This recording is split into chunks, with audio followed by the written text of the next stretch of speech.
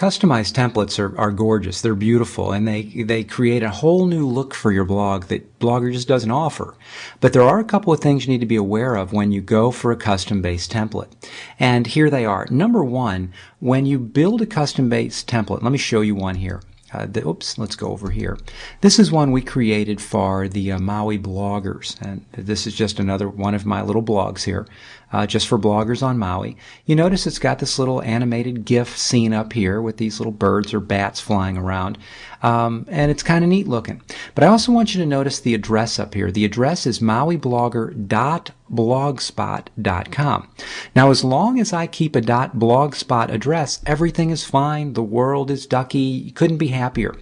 But the instant I decide to change my domain from mauiblogger.blogspot.com to, say, mauiblogger.com, when I get a Google ad, when I use GoDaddy, for example, if I choose to do that, all of this will disappear. This picture will disappear on the top, this sidebar on the left will disappear, and here's why.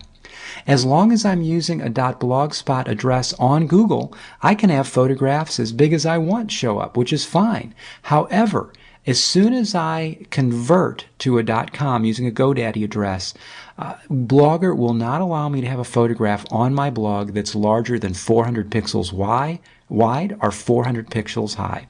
Don't understand the reason for that? It's just the way it is. Now, there are some workarounds, and in a future video we'll show you how that's done and how to deal with it, but that is one of the things you just need to be aware of. Yes, you can have a mauiblogger.com custom domain site with all of these beautiful big pictures, but you're just going to have to host your pictures on a site other than Google Blogger. And that's okay, and that's how other people are doing it. So it can work. I just want you to not freak out the first time you change your domain and everything disappears, because it can take you weeks to figure out what the problem is. The second issue is, and I'm going to come down here, and again, notice that there's no Google navigation bar up here. So the only way to get there is to come down to where the pencil is. And since I am not signed into this account, I cannot make changes on here.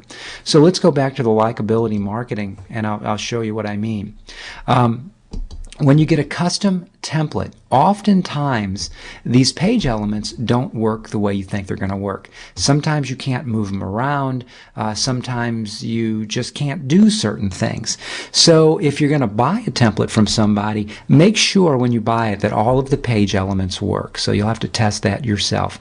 And if you're going to get a free template, you want to play with that free template. Come into this section, and play with it to make sure that it will do what you need it to do. And finally, the only other thing I found with some of the free templates that can be an issue are under the fonts and colors. So when you're under template, fonts, and colors, and you have, again, a free template, when you make a change, like, for example, the main background color, and you come down here and you see that there's the main background color, and I can change it to green or whatever I want, oftentimes, again, on these free templates, you don't have the flexibility of making those changes. So it's just some of the pros and cons you'll have to deal with some of the free templates. But in my view, yes, I think it's well worth it. I think some of these free templates are just amazing. But I just want you to be aware of these three issues that may or may not come up on your free template.